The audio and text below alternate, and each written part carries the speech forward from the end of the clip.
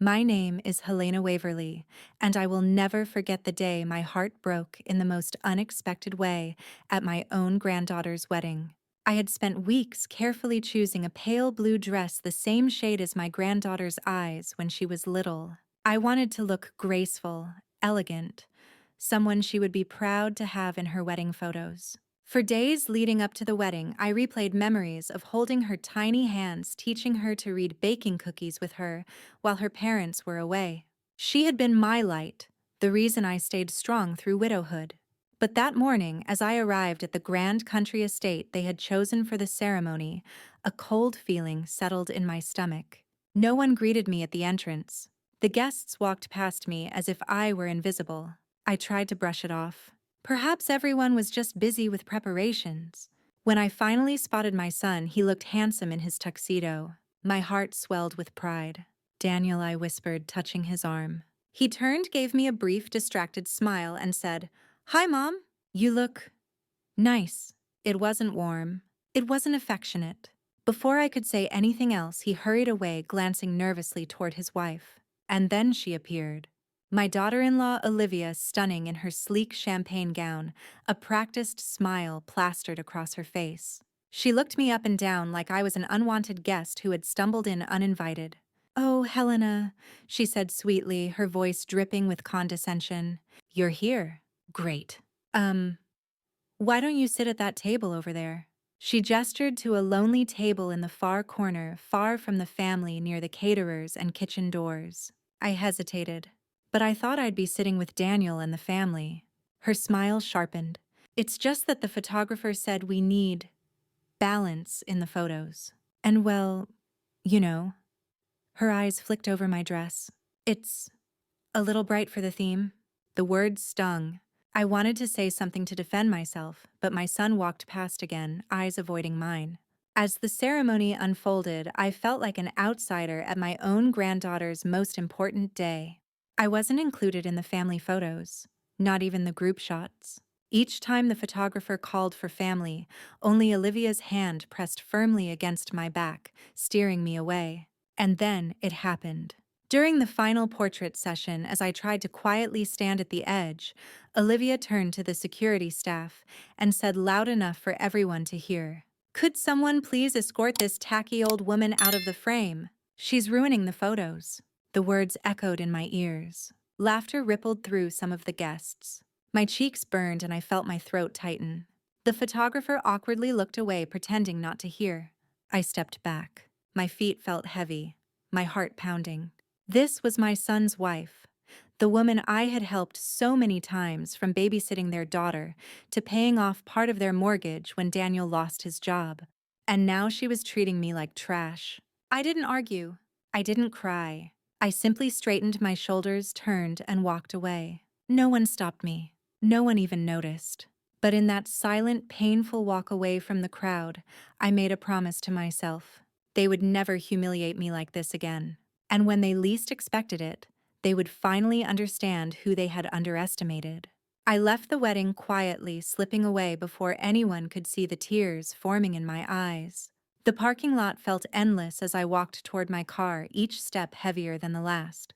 My chest ached not from age, but from the sheer weight of betrayal. When I opened the car door, I sat there for a long time, staring at the steering wheel.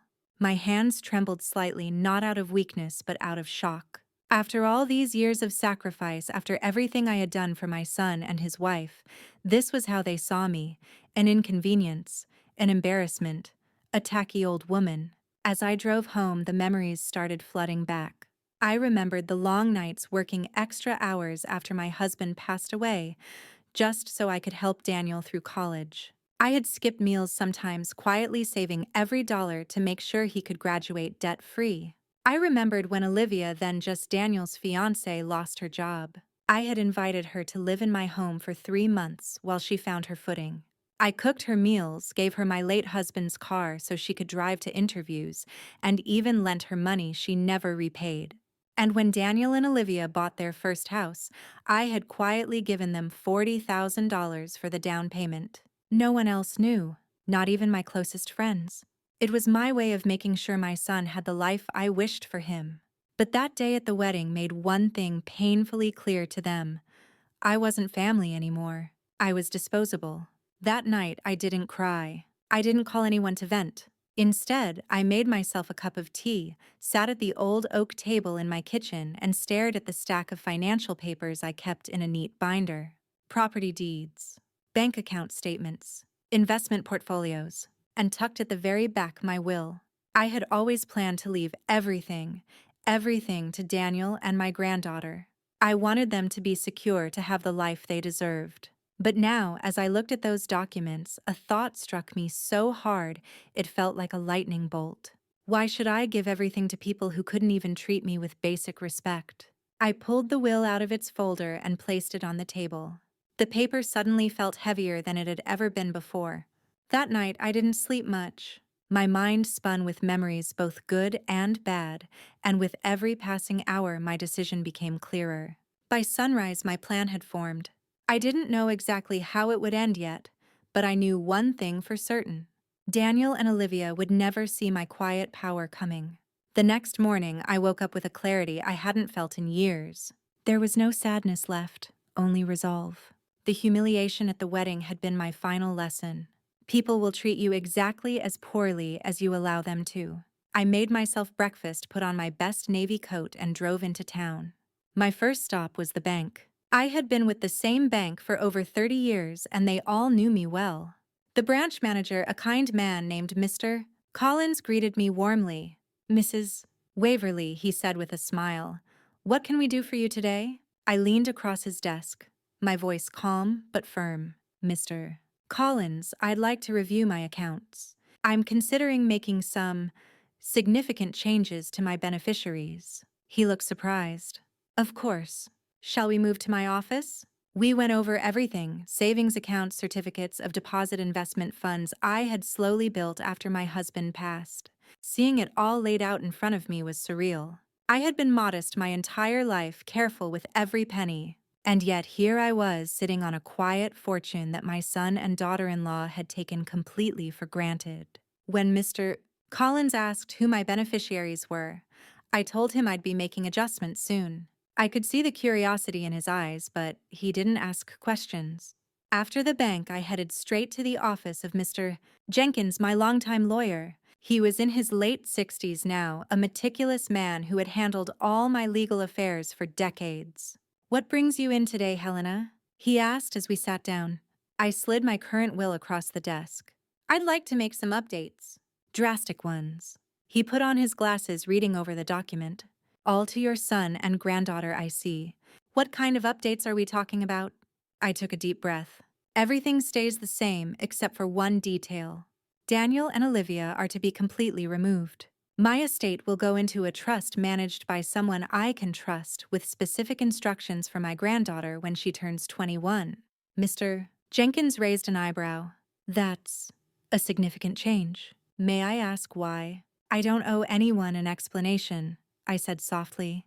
"But let's just say I've realized my silence has allowed others to disrespect me. That ends today." He nodded slowly, sensing this wasn't a decision made in anger, but in cold, calculated thought. We spent hours drafting the new documents, ensuring every loophole was closed. My estate would bypass Daniel entirely. Instead, it would go directly to my granddaughter with safeguards in place so that Olivia couldn't touch a dime. I named my niece Sarah as executor of the trust. Sarah and I had grown distant over the years due to family politics, but she had always been kind to me. I called her that evening. "Aunt Helena," she said, her voice cautious. "It's been a long time," I replied. "But I have a favor to ask. A big one." We spoke for over an hour. I told her about the wedding, about Olivia's cruel words, and about the years of silent sacrifices I had made. Sarah listened quietly occasionally, letting out an exasperated sigh as she heard what I had endured. Finally, she said, "Aunt Helena, I'll do it. I'll make sure your wishes are carried out exactly. You deserve better than how they've treated you." For the first time in days, I felt a flicker of relief. The next few weeks were spent tying up loose ends.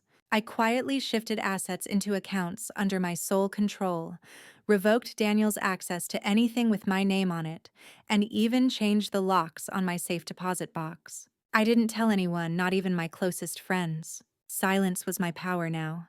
Daniel called me one evening. Hey, Mom, how are you feeling after the wedding?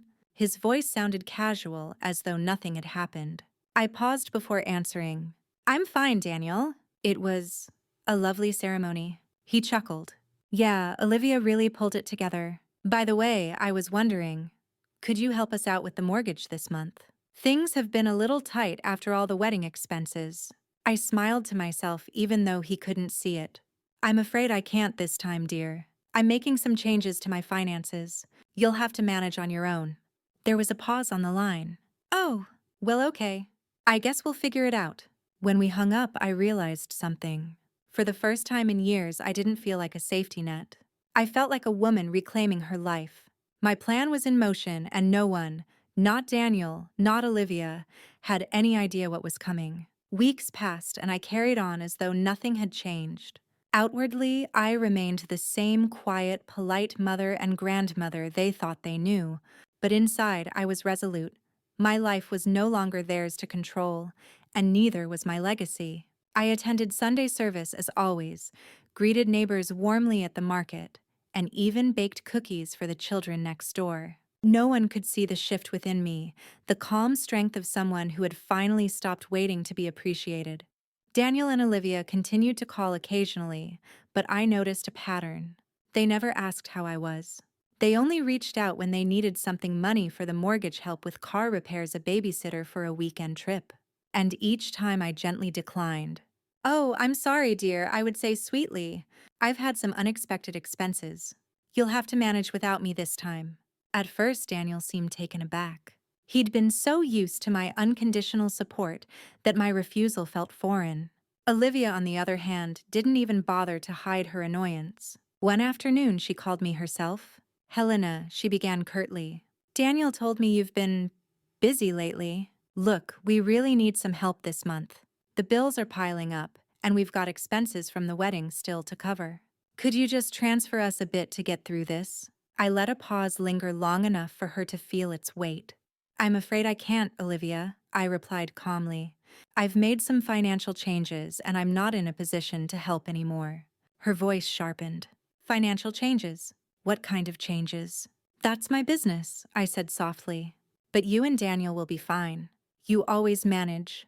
There was silence then, a sharp exhale. Fine, she snapped before hanging up. I could tell they were growing frustrated.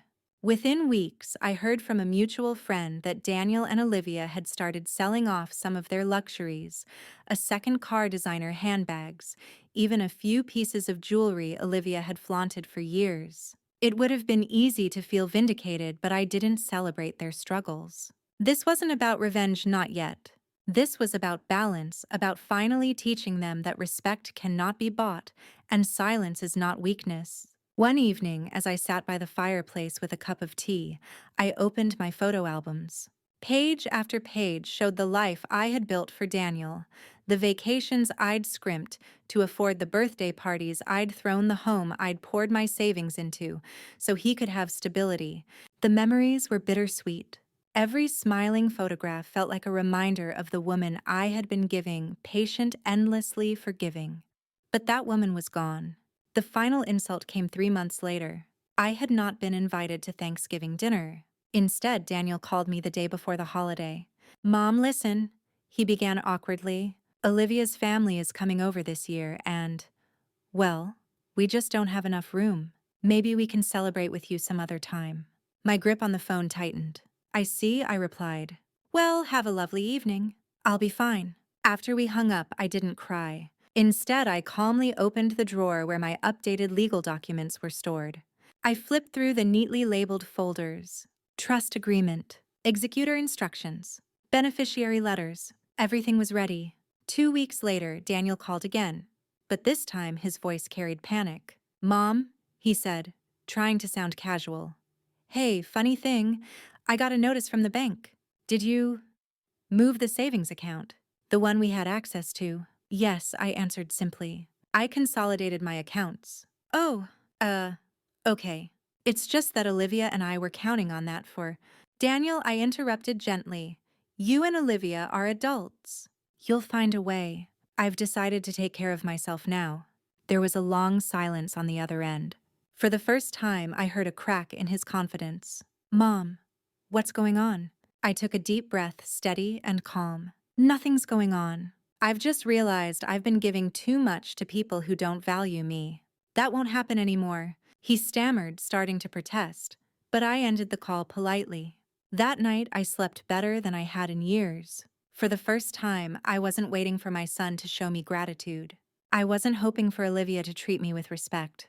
I had reclaimed my life, and soon they would understand just how much I had taken back. A few days after that final phone call, I went for my usual morning walk through the neighborhood. The air was crisp, carrying the scent of autumn leaves. I passed by the bakery where I used to buy treats for my granddaughter after school, back when she would run into my arms, her little face lighting up as if I were her whole world. Those days felt far away now. She was grown busy with her own life and under her mother's influence more than ever. Yet despite everything, I couldn't bring myself to resent her. She was young, impressionable, and had no idea about the years of sacrifices I had made to build the life her parents took for granted. When I returned home, I brewed a cup of coffee and opened the wooden chest in my study. Inside were stacks of letters, handwritten notes, holiday cards, and even school drawings my son had made when he was a boy. As I sifted through them, a lump formed in my throat. I wondered when Daniel had stopped seeing me as his mother, the woman who had stayed up all night sewing his Halloween costumes, or who had worked double shifts to afford his college tuition. Somewhere along the way, he had begun to see me as nothing more than a wallet, a convenient resource to be tapped whenever needed. But that realization didn't break me. It freed me. That afternoon, I called Sarah, my niece. "I've finished everything on my end," I told her. "The trust is finalized. You'll have the documents soon." "Are you sure about this, Aunt Helena?" she asked. "Absolutely," I replied firmly. "I spent my whole life giving without asking for anything in return. But they made it clear my love and sacrifices meant nothing to them. So I'm done handing them everything on a silver platter." Sarah was silent for a moment, then said softly, "You deserve so much better. I promise you I'll carry out your wishes exactly as you've written them." "Thank you," I said. "That's all I ask." In the following weeks, Daniel's calls became more frequent and more desperate. "Mom," he said one evening, "we're behind on the mortgage. Olivia's been stressed out. Can you please just help us out one last time? We'll pay you back." I smiled to myself. They had never once paid me back. "I can't, Daniel," I said simply. "My priorities have changed. You'll need to figure things out on your own."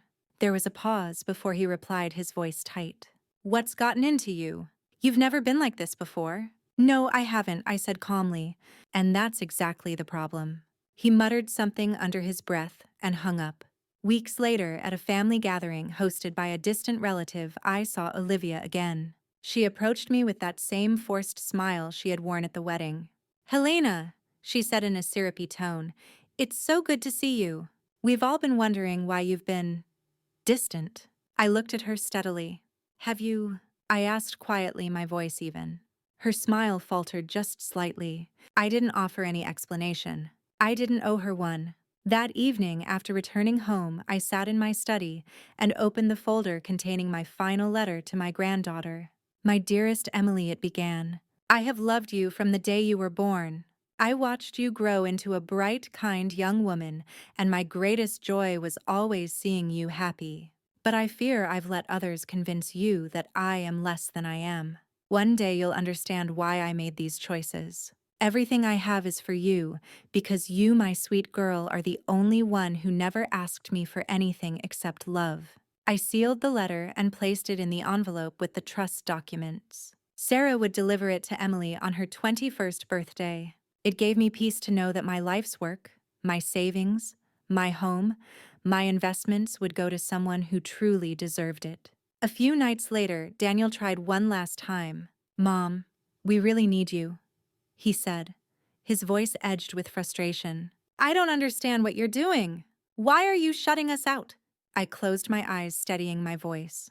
"I'm not shutting anyone out, Daniel. I'm finally protecting myself. And one day you'll realize why." He didn't reply right away. Then, in a tone that was more angry than hurt, he said, "Fine. Do whatever you want. I already have, I said quietly. And with that, the conversation ended. That night, for the first time in decades, I didn't feel like a mother begging for scraps of affection. I felt powerful because I knew when the time came, they would realize just how wrong they had been to treat me as disposable. And by then, it would be far too late. Winter settled in, covering the neighborhood in a soft blanket of snow.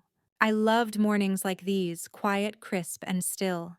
As I watched frost gather on the windowsill, I realized how peaceful my home felt when I wasn't constantly waiting for my son to call with yet another request. One afternoon, I drove to the courthouse to finalize the last few legal documents. The trust was now airtight, the updated will signed and notarized. My lawyer, Mr. Jenkins, gave me a reassuring smile as I tucked the thick envelope into my bag. "You're making the right decision, Helena," he said. "I've seen too many cases where people pass away and their wishes are ignored. You're ensuring your legacy is protected exactly as you want it." I nodded. It's not about punishment. It's about respect. And if they couldn't give me that in life, they certainly won't get my life's work in death. Not long after, Sarah came by to pick up a sealed folder with instructions for when the time came. We sat together by the fire, sipping tea like we used to when she was a little girl visiting on weekends. "Aunt Helena," she said softly, "you've always been the strongest person I know. But this is power. Quiet power." Her words warmed me. I had always believed power had to be loud, forceful. But now I knew better. Real power was silent, deliberate, and final. By February, Daniel and Olivia's financial situation had worsened. A mutual acquaintance mentioned they were trying to refinance their mortgage. Without my steady contributions, they were struggling. I didn't revel in their hardship. I didn't want them to suffer. I just wanted them to understand that their actions had consequences. One evening, Daniel called again, this time with a tone I hadn't heard in years. "Mom," he began, almost pleading, "we're in real trouble. We might lose the house. Please, I know things have been strained, but can we talk about this? Can you help us just one last time?" I closed my eyes and inhaled deeply. For a moment, I felt the old pull, the instinct to fix everything, to swoop in and make life easier for my son. But then I remembered that day at the wedding. Olivia's voice rang in my ears like poison. "Get this tacky old woman out of the frame." "No, Daniel," I said firmly. "I can't help you. I've made my choices. You'll have to live with yours."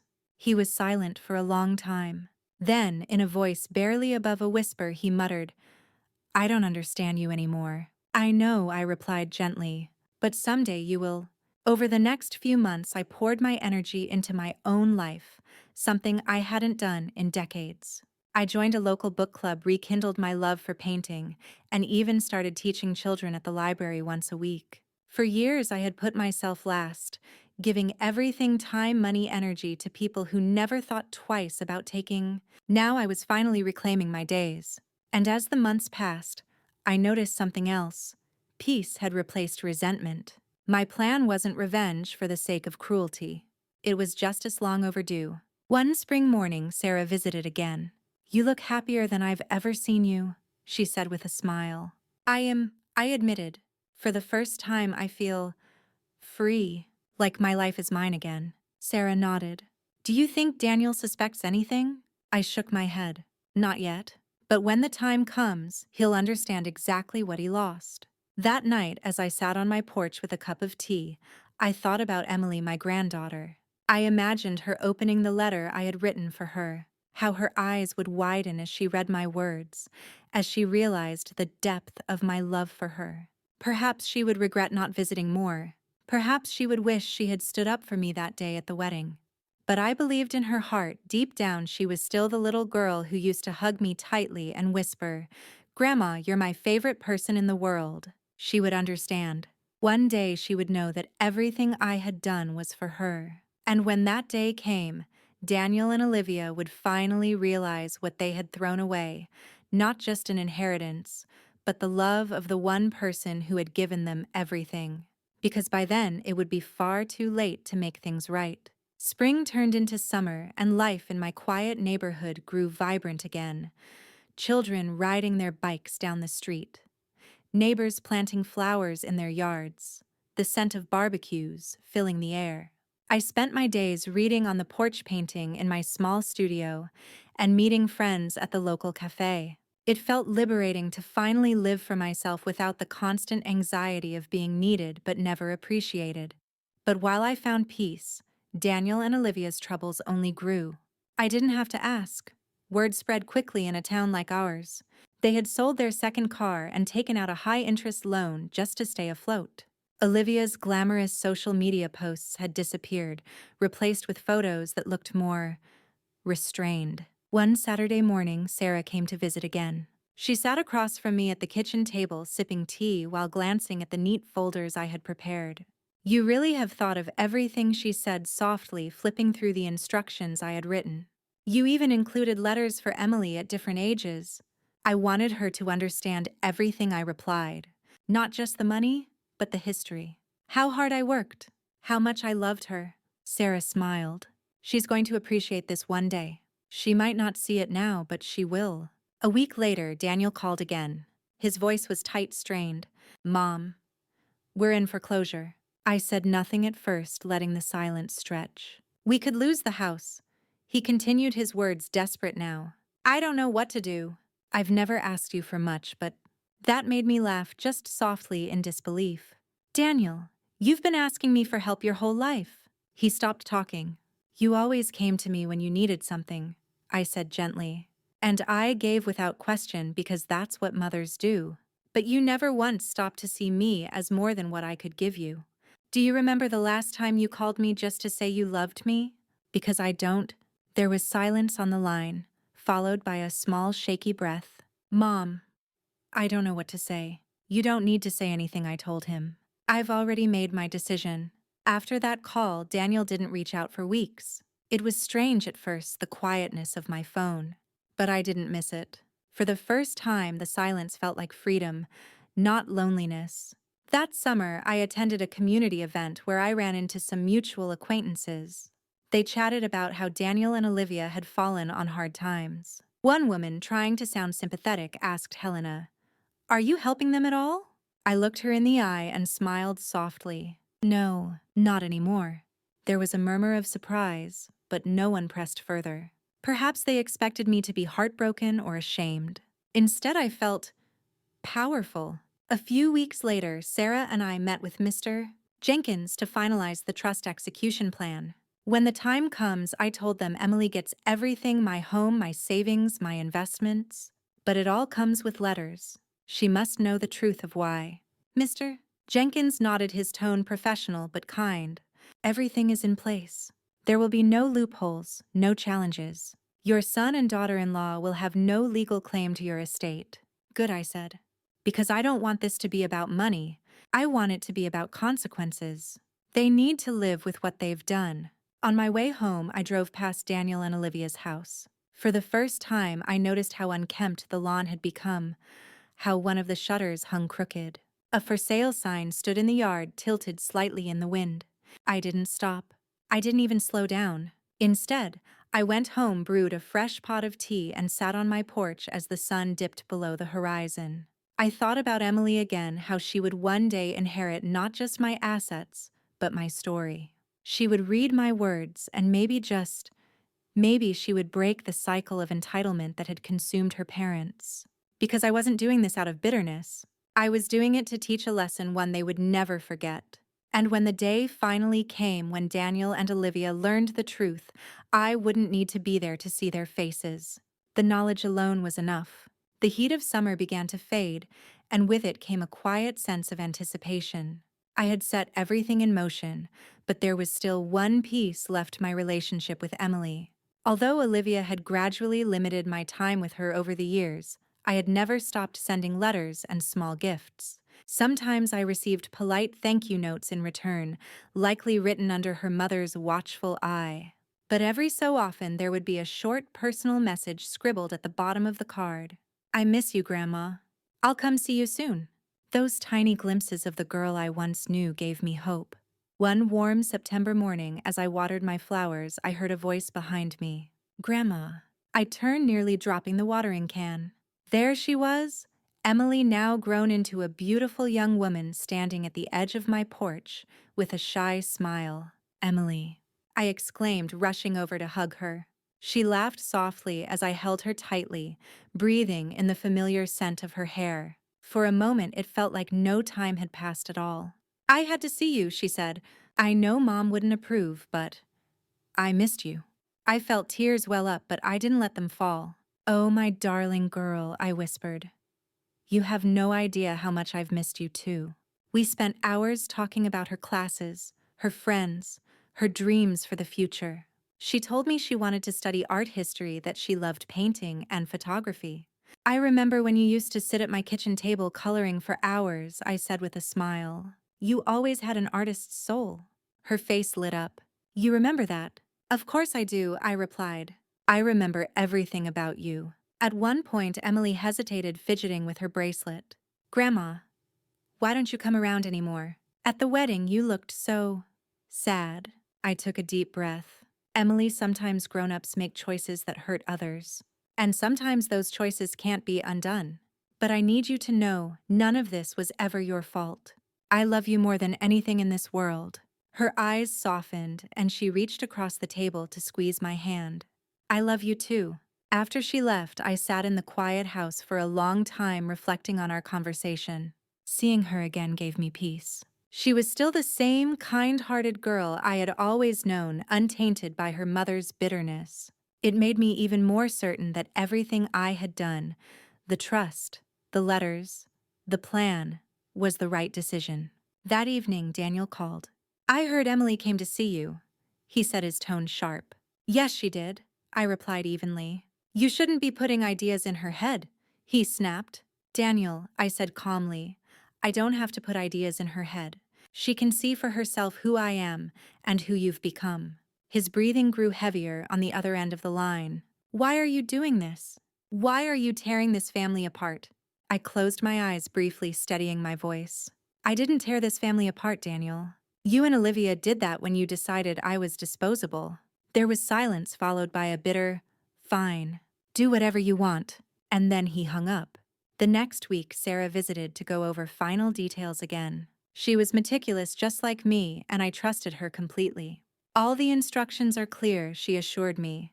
There will be no way for Daniel or Olivia to contest this. And Emily will get everything exactly as you intended. Thank you, Sarah, I said softly. I know it's a lot to ask, but you're the only one I trust with this. Your family, she said simply. And unlike them, I don't take that for granted. That night, I sat down to write Emily one final letter. My dearest Emily, life has a way of teaching us lessons we don't expect. One day, you'll understand why I chose to leave things as I did. It isn't because I stopped loving your father, it's because love without respect is not enough. I hope you never let anyone treat you as less than you deserve. Be strong, my darling girl. Be brave. And never forget that my love for you is endless. I placed the letter in a sealed envelope and tucked it into the folder with the others. As I set the folder down, I realized something profound. I wasn't just protecting my legacy. I was protecting Emily's future too. The day would come when Daniel and Olivia would understand the full weight of their actions. And when that day came, I wouldn't need to say a word. Autumn arrived in full, painting the trees with shades of gold and crimson. The air grew cooler, and with every passing day, I felt the inevitable clock of life ticking just a little louder. I wasn't afraid of time anymore. I had prepared everything I needed. Emily continued to visit me secretly. She would stop by after her classes, sometimes bringing pastries from the local cafe, sometimes just sitting with me in silence as we watched the sunset. One evening, as she helped me fold laundry, she asked timidly, Grandma, why do you and Dad fight so much? I paused, carefully placing a towel on the pile. Because sometimes people grow apart, Emily. Sometimes they forget where they came from and who helped them along the way. Her eyes were sad as she nodded. I wish things could be like before, when we were all together. So do I, sweetheart? I whispered. But life doesn't always give us the endings we expect. Sometimes we have to make our own. That same week, Daniel tried calling again, but I didn't answer. Instead, he left a voicemail. Mom, things are really bad. We're behind on everything. Olivia's furious, and she blames you for all of it. I don't know what to do anymore. Please, can we talk? I listened to the message in silence, then pressed delete. The following Sunday, I met Sarah for brunch at our favorite diner. She looked at me with concern as she stirred her coffee. They're unraveling, you know, she said gently. I heard through the grapevine that Daniel's business is on the verge of collapse. Olivia's been less than discreet about blaming you for everything. I sighed, but there was no satisfaction in it. I don't enjoy their pain, Sarah. But this isn't about revenge. It's about showing them that they don't own me anymore. They never valued me, but they relied on me for everything. I had to end that cycle. Sarah nodded. You've done more for them than any mother should ever have to. If they can't see that, then they don't deserve what you've built.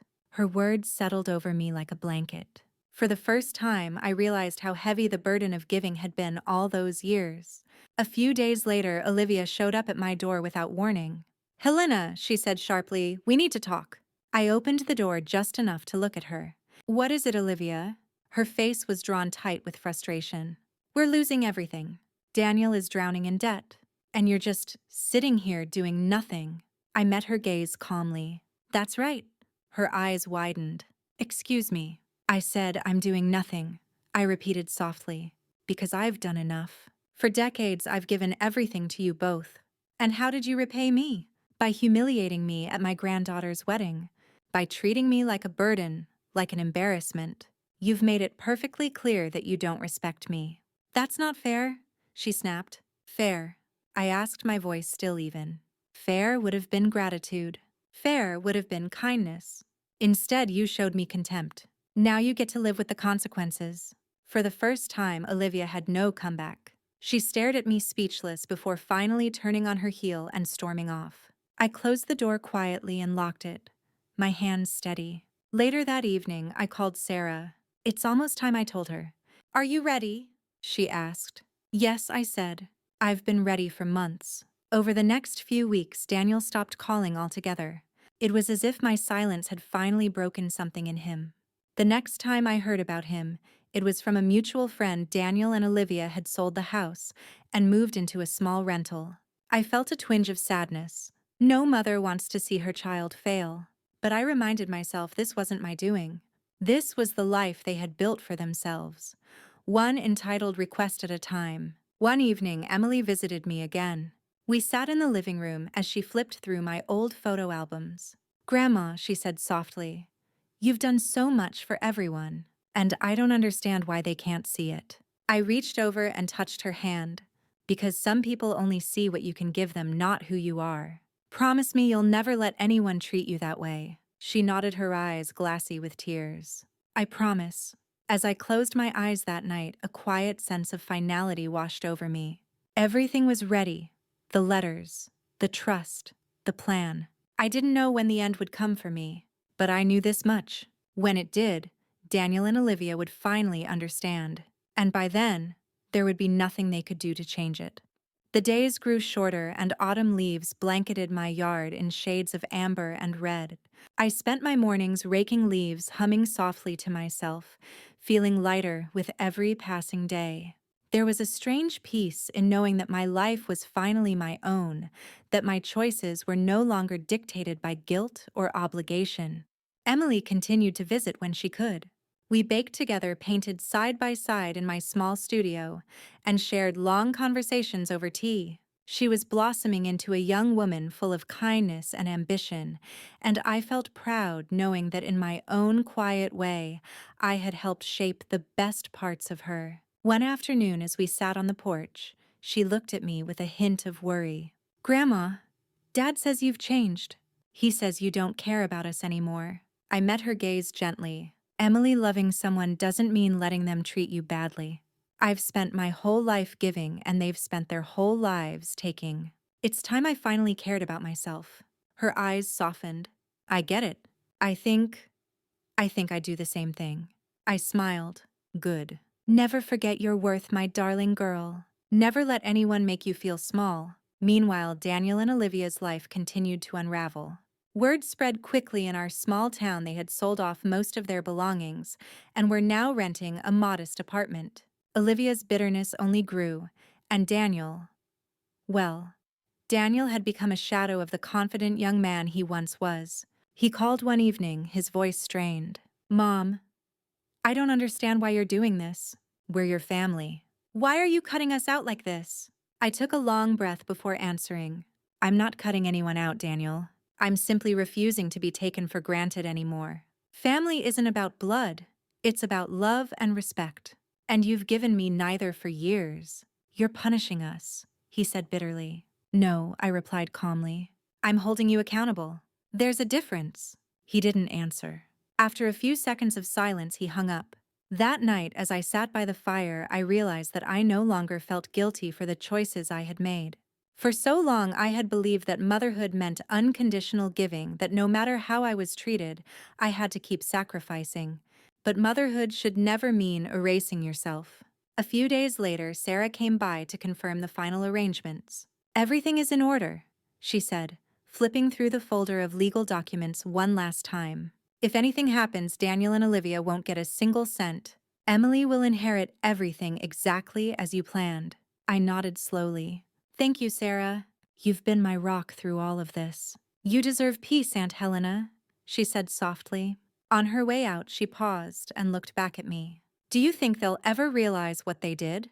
I stared out the window at the falling leaves. "Maybe, but by the time they do, it will be too late." A week later, I received a letter in the mail. It was from Daniel. The handwriting was messy, rushed. "Mom, I don't know what to say anymore. We've lost everything. Olivia blames you, but deep down, I know this isn't about money. I know I've taken you for granted. I'm sorry. I just wish I had realized it sooner." I folded the letter carefully and placed it in my desk drawer. It was too little too late, but part of me felt a quiet sense of closure. That night, I wrote one final journal entry. "I've spent my life loving a son who never saw me for who I was. I gave him everything, but he never gave me gratitude in return. Tomorrow isn't promised, but I know I've done what's right. I've taken back my power, my dignity, my life. And someday, when Emily reads my letters, she'll understand that strength can be silent but unshakable." I placed my pen down, feeling a calmness wash over me. I didn't need to see Daniel and Olivia's reaction when they eventually discovered the truth. Because the lesson wasn't for me to witness. The lesson was for them to live. Winter crept in, blanketing the town in frost and long nights. I spent my mornings by the fireplace sipping tea while watching the snowflakes dance outside the window. The world felt quieter now, and in that stillness I found peace. Emily visited whenever she could. She would bring fresh-baked muffins or a new book she thought I'd like. We'd sit together and talk for hours about her dreams, her fears, and her growing doubts about her parents. "Grandma," she said one evening as she curled up on the sofa, "Mom says you abandoned us. But that can't be true. You've always been there for me." I looked at her, my heart heavy yet full of pride. "Emily, I will always love you. But loving someone doesn't mean letting them walk all over you. It's taken me a lifetime to learn that lesson." She nodded slowly. "I think I get it now. You're not being mean. You're just finally putting yourself first." I smiled softly. "Exactly, my darling girl. And I hope you'll never let anyone make you feel small, no matter who they are." Meanwhile, Daniel's life seemed to crumble further. Through whispers in town, I learned that his business had collapsed completely. Olivia, once so proud and smug, was now working part-time to make ends meet. One snowy afternoon, Daniel appeared on my doorstep. His face was drawn, his eyes hollow. "Mom, please," he said, his voice breaking. "We've lost everything. Olivia, she left. She said she's done with me. I don't know where to go from here." For a long moment, I simply looked at him.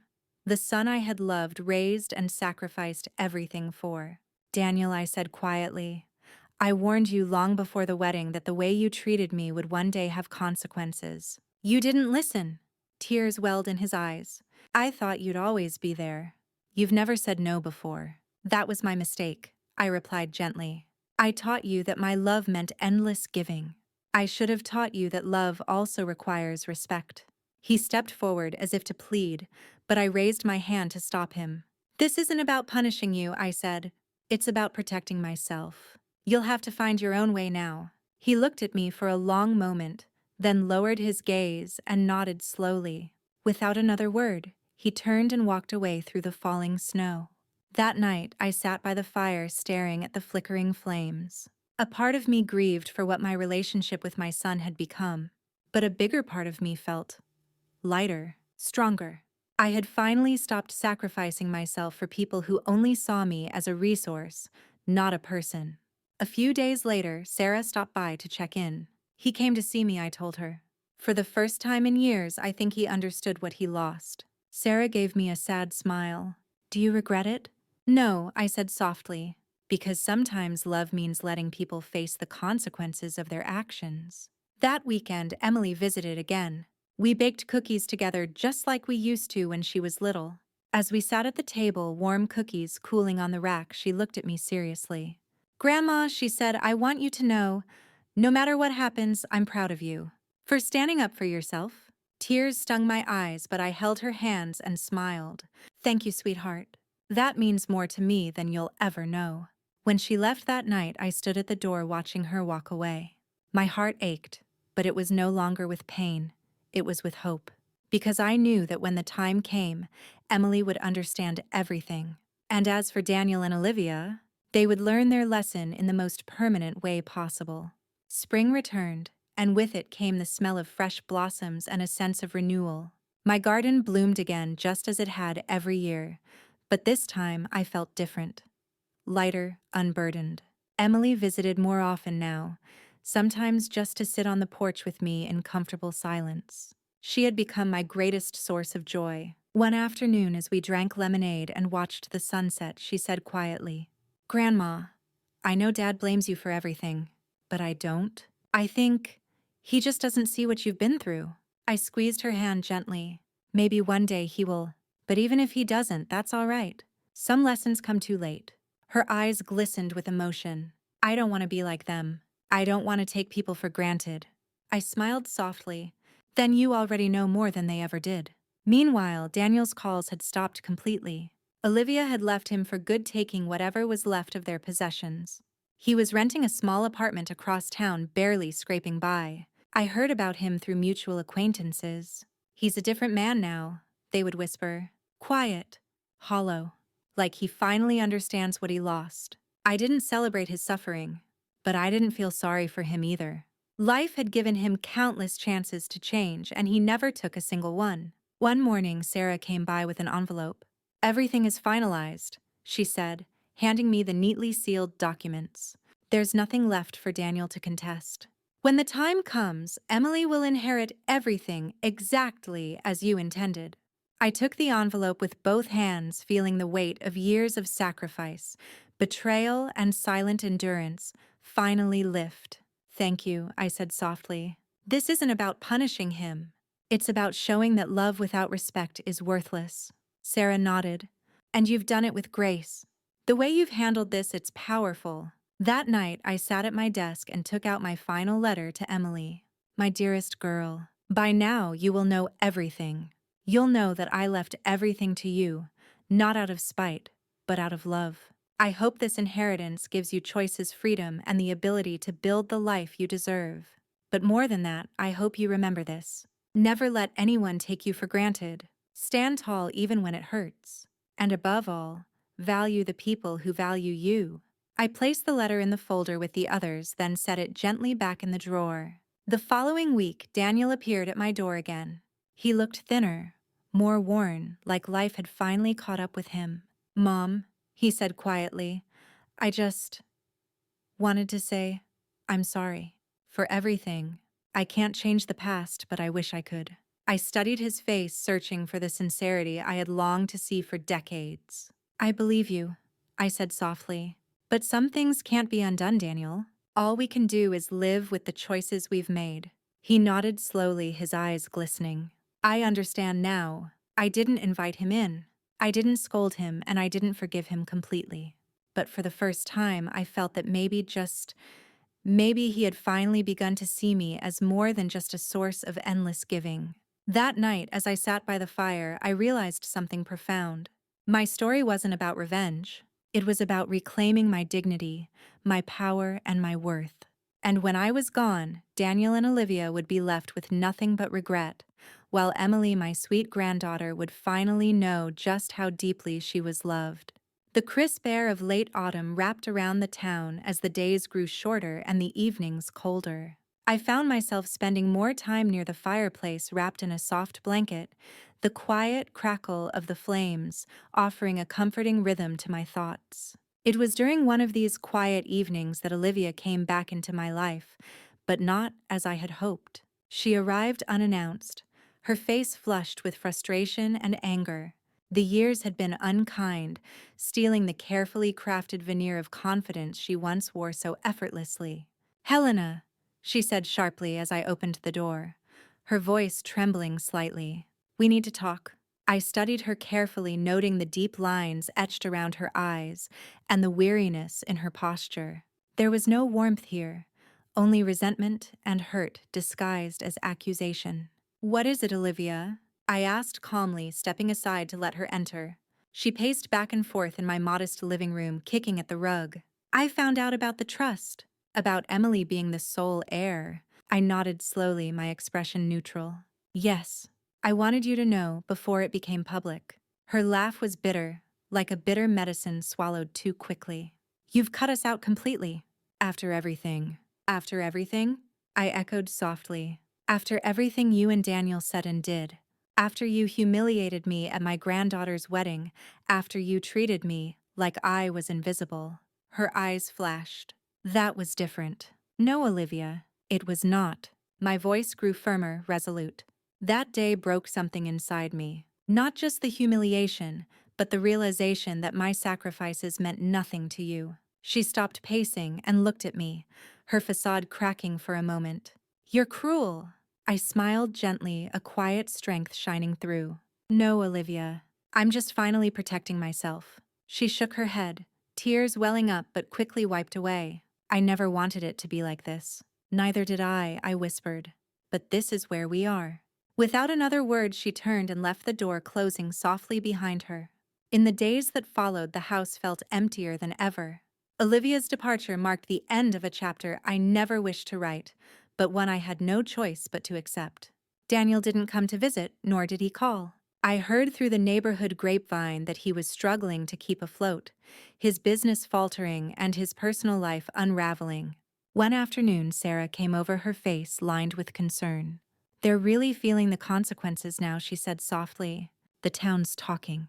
Daniel's selling what little he has left." I nodded, the knowledge settling in my heart. It was a hard lesson, but a necessary one. "They had every chance," I said quietly. "And they wasted it." Sarah reached over and took my hand. "You did what you had to do, for your own peace." That evening, Emily stopped by, her face radiant despite the chill outside. "Grandma," she said as she hugged me, "I don't care what anyone says. You're the strongest person I know. I'm proud to be your granddaughter." Tears pricked at my eyes, but I held her close. "And I'm proud to be your grandmother, Emily. Remember, always stand up for yourself. Never let anyone make you feel less than you are." She smiled, a spark of determination lighting her eyes. "I won't. I promise." Later that night, as I sat by the fire reflecting on the journey, I felt a profound sense of closure. The years of pain, sacrifice, and silent endurance had brought me here to a place of dignity and strength. Daniel and Olivia's fate was no longer my burden. My legacy, my love, and my future rested in Emily's hands. And that was all I needed. The chill of early winter settled over the town, casting long shadows through the bare branches of the trees. Inside my home, the warmth of the fire and the soft hum of familiar memories wrapped around me like a comforting blanket. I was sitting in my favorite armchair, sipping a cup of chamomile tea when the phone rang. It was Sarah, her voice gentle but urgent. "Helena, there's something you should know. Emily just turned 21 and I delivered your letter and the trust documents to her this morning." I smiled softly, heart swelling with a mixture of pride and bittersweet anticipation. "Thank you for letting me know," I replied. "How did she take it?" Sarah hesitated, then said she was overwhelmed, but she also seemed grateful. She said she'd like to come see you soon to talk. The days leading up to Emily's visit were filled with quiet reflection. I revisited old photographs and letters, reliving the chapters of a life marked by love, sacrifice, and ultimately, resilience. I wondered how Emily would respond not just to the inheritance, but to the truth I had entrusted to her. When she arrived, radiant yet tentative, I could see the weight of responsibility settling on her young shoulders. We sat together, the trust documents and letters spread between us like pieces of a fragile puzzle. "Grandma," she began softly, "this is a lot to take in. But I want you to know I understand why you did this. I'm sorry for everything I didn't see before." Her words warmed my heart, but I cautioned gently, "This isn't about blame, Emily. It's about learning, about knowing your worth and never letting anyone diminish it." She nodded, tears glistening in her eyes. "I promise I'll honor your wishes, and I'll make sure your story isn't forgotten." Meanwhile, word had begun to spread through the community.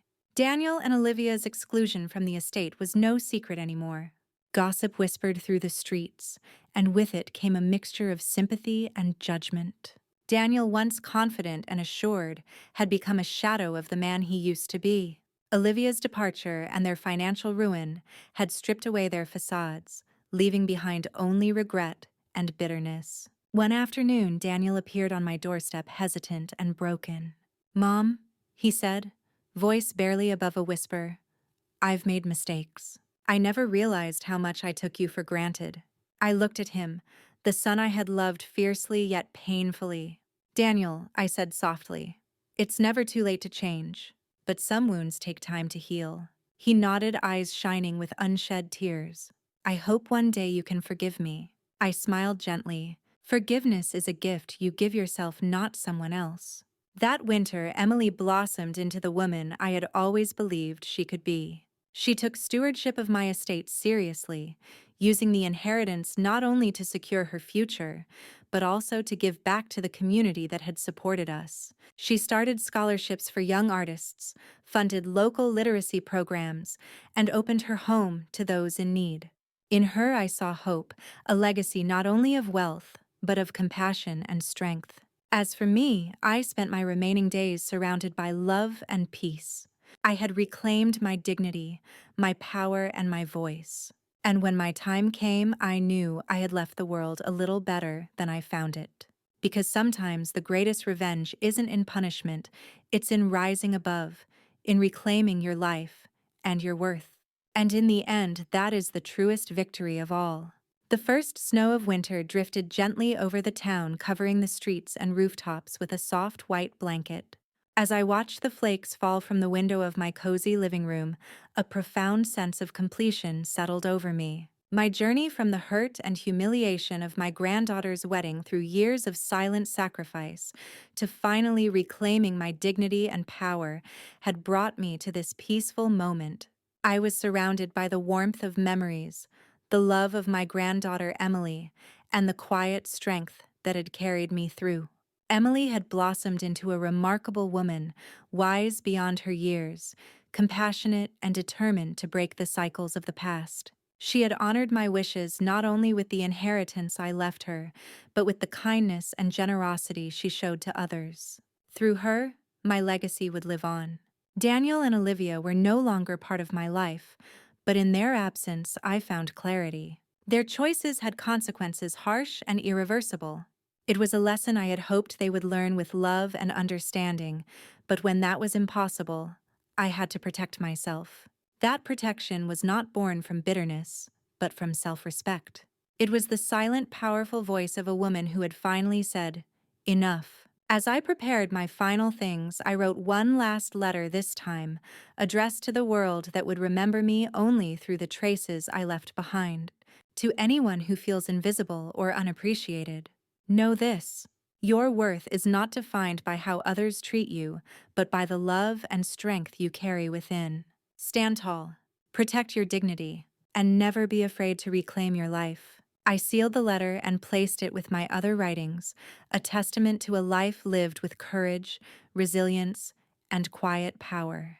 On a crisp morning, surrounded by a few close friends and neighbors, I took my last breath. There was no fear, no regret, only the comforting knowledge that I had lived fully, loved deeply, and stood unwaveringly for myself. Emily stood beside me, holding my hand, her tears mingling with smiles as she whispered, "Thank you, Grandma, for everything." And in that moment, I knew the story was complete. Not just mine, but hers as well. My story is one of betrayal and heartbreak, but also of justice and redemption. It is the story of a woman who refused to be silenced or diminished, who chose to rise above pain and reclaim her rightful place in the world. For anyone watching, remember, your voice matters, your life matters. And sometimes the greatest victory is not in retaliation, but in living your truth with dignity and grace. Thank you for joining me on this journey. Please share your own story in the comments below, and don't forget to subscribe for more tales of strength, courage, and truth.